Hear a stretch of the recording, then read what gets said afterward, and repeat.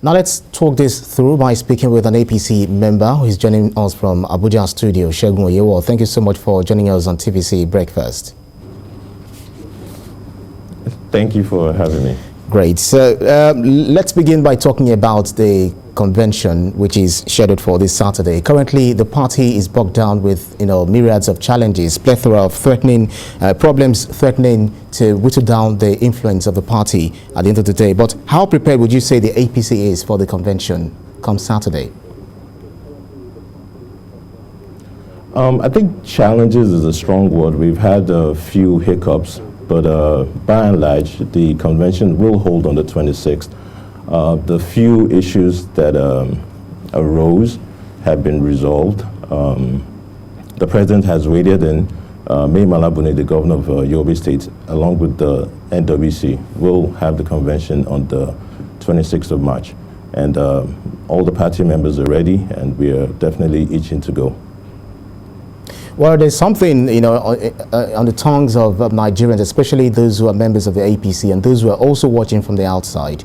Despite the fact that President Muhammad Buhari has appealed to the governors in the APC to sheath their sword, it does appear that there is some lack of affinity among them based on the utterances and some of the readings we are getting from the reports from, the members of the party. So how would you, describe the politicking ahead of this day? So in a political party as big as the APC and a party in government, you will expect a few, rancor here and there. What is important is that we look towards the 2023 elections and figure out a way where we can have a leadership structure in place that would not only guarantee a credible candidate in the party, but also ensure our victory for 2023. So politics, we're dealing with human elements. They all have their own interest. Honestly, some of it is selfish, but we hope that, they'll look at the bigger picture and, sheath their swords and we'll move forward. Well, I'm not sure how that is going to be done. I'm not, whether you saw this message allegedly sent by the governor of Kaduna State, Nasir El-Rufai, to fellow governors, as quoted in Ripples. It says, ineptness, greed and selfishness threaten to destroy what has been built over nearly a decade by those who didn't even know how this party was put together. Let's restate that I'm done with this charade unless concrete, honest and transparent steps are taken to implement our agreed plans under the leadership we trusted. What do you make of this? Yes, so I actually did read that statement attributed to the governor of Kaduna State. He hasn't actually come out to say it's from him, neither has any of his spokesmen. So I don't want to speculate on, what he meant from that, message. So again, I think we just need to focus on having good, credible leaders in our, in our party. Right, so it's been understood that the APC has not gone into convention without a consensus candidate. We know that in 2018 and different conventions, they've always been a consensus candidate. Is that to say, come March the 26th, the party has agreed, has settled for a consensus candidate? Has anyone emerged? So if there's going to be a consensus candidate, I don't think that has been communicated to any of the aspirants. What I do know is this. On the 11th of February 2022, the president and the leader of our party said, for those aspiring for office in the convention, they should be young, credible, hardworking, exemplary, and core progressives. So I think if you think about this metrics that he has mentioned, of all the candidates running, the only candidate I believe meets all those metrics is Malam Saliu Mustafa. So I think if there is going to be a convention or consensus, then he should be the consensus choice. Now, if there's going to be an election, I think it'd be fair to have all the candidates, test their popularity, and hopefully the best candidate for the party will emerge. He should be is the word you used, but then I'll pull this straight to you. Who is the president's choice? The president's choice, I don't know who the president's choice is, but I believe if there's going to be a consensus, again, the most credible, the most hardworking, the core progressive of all the candidates running will be the choice. And we'll just have to wait to see what unfolds on the day of the convention. Right. I'm also not sure whether you've also been seeing this, from February, before February and even up until now. It is alleged that the president is supporting a senator and a former governor of Zamfara State, Adamu Abdullahi, for the chairmanship position. Have you also seen that?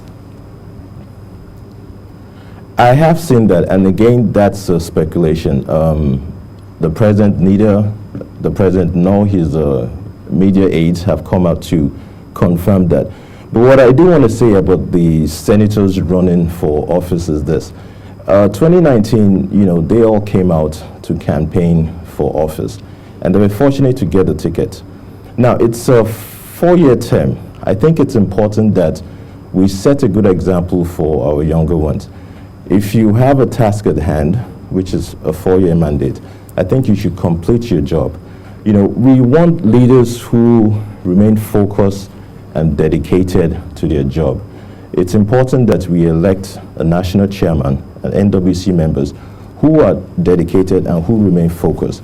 If you're a senator or serving minister and you seek the office of national chairman, what it tells me is that in the event that you do become the national chairman and APC wins the 2023 elections, you might abandon your chairmanship and go seek something else. We don't want that. We want a chairman who is going to take us to the future, who is actually going to connect to the younger generation. At the same time, he's also going to respect our traditions and respect our history. And again, for me and for a lot of people, we strongly believe that the man who meets that checklist is Malam Saliu Mustafa. Well, it looks like you're rooting for for the name you just mentioned, but all the same, what exactly should characterize the kind of chairman that the APC needs at this time? Someone who must be able to reconcile all differences. Looking at the fallout of the state convention that we had, recently, different issues and court cases and all that. So, how do you think this person will be able to, galvanize the people all together to ensure that the party wins the, 2023 general election? Yeah, I am rooting for my party, and I think the best candidate is the Saliu Mustafa that I mentioned, for the simple reason that he's credible. He has been in this party administration business for over 2 decades. We need somebody who has the experience to lead our party. We also need somebody who doesn't have any baggage. It's important that we again set good examples for our younger generation. They need to see leaders that they can look up to, that they can aspire to. Now, I'm not saying that the other candidates, cannot do a good job. I think they will be okay candidates, but what we need right now is a great candidate. And again, it's going to be Saliu Mustafa for me. Well, it's also believed that after President Muhammad Buhari, and as a matter of fact, the APC might be more divided at the end of the 2023 elections due to some of these nuances in the build up to the 2023 elections. How hopeful are you, in ensuring that the party will be, different warring parties will be, consolidated to ensure that the party stands still? So division only happens when you have a system that is not fair and it's not free. If you have a system that's transparent and everybody has a level playing field, then there will be no reason for division. So again, we need to create a party for the future, a party where there will be no imposition of candidates. That's very critical. So if there's a consensus, great. If there's no consensus, then let all the aspirants test their popularity on the convention ground on the 26th of March. If it's freely run and it's fair and it's transparent, I think a clear winner will emerge, and the other aspirants who didn't win will have no other choice but to rally around the winner. As long as it's free and fair and transparent, I don't see why there will be any division whatsoever. What do you mean imposition of candidates? We said a little earlier that different conventions where the chairman of the APC party emerged, it was via a consensus. Would you rather subscribe to or put your weight behind consensus candidate, or you want all the members to slug it out? Could you expatiate on that? So the president, as the leader of the party, has, I believe I've read a statement where he said he will have an audience with all the candidates. My assumption would be that, he would try, along with other key stakeholders of the party, try to arrive at a consensus candidate. In that event, I think as loyal party members, whatever the consensus agreement is, they should all accept it. Now, in the event that there's no consensus, I think it's fair, and I think it's okay for the candidates to test their popularity. Consensus is one of the options we have in our constitution. We have direct primaries and indirect primaries. So either of those options will be fine. What we need are loyal party members who will accept whatever decision the party arrives at. Saturday is just about for less than 5 days, until Saturday, and then we understand that the aspirants, those who are aspiring for the chairmanship position, have not been screened, and they recently picked up their form. So how will this, would this be done without any rancor? Because that's the concern. So I think the screening will happen today. There was a slight delay. It was supposed to happen a couple of days ago. But the screening will happen today. Now, when we talk about screening, it's maybe a 2-3 hour process. It's just for the screening committee to, go through the documents, the paperwork that they've submitted. So it's not something that will, take too much time. Once the screening is done today, if there's no consensus, then, we just have to move on to the convention ground. So I don't think the screening issue, it's a big deal. It's just a 2-3 hour process. So on a more broader level, looking at the current situation in Nigeria and the fact that the APC is at the helm of affairs, how would you say, or how would you assess the performance of the party based vis-a-vis the promises that were made and the current situation we are in Nigeria, looking at it from the angle of the economy, security, and all other indicators? Yes, so there have been a few challenges, but for the most part, I think the APC has done pretty well. Obviously, the issue of security is something that we need to improve upon. But again, this is something that we inherited from the 16 years of the PDP administration. But, security is something we definitely need to improve upon. A couple of, lives have been lost. Recently, over 20 people died in Kaduna State. These are challenges that, we need to improve upon. And I think when we have challenges like this, we shouldn't dwell too much on the party in power, because the people who died, it doesn't matter what party they belong to and all that. But, it's a challenge, and we need to solve it. Well, really a challenge. But then, that being said, we know that there is this consideration for the youth in Nigeria to also be part of, a decision-making body at the top echelon in this country. So how would you also, describe the participation of the youth, especially from your party and people who may not be part of your party, but who are technocrats, who understand the way a country should be run? So how are they also allowed, or how is the participation, let me just put it very simply, how are their participation in the governance of this country and ahead of 2023 elections? So politics has been said to be a dirty game. I think the truth of the matter is, we've allowed dirty people to play politics. We need to have more good people out there, joining political parties and participating, especially the youth, especially women. Good governance starts with good politics. If we practice politics of development, we don't backstab, we don't mudsling. I think we're on the way to, better politics and therefore better government. The APC definitely will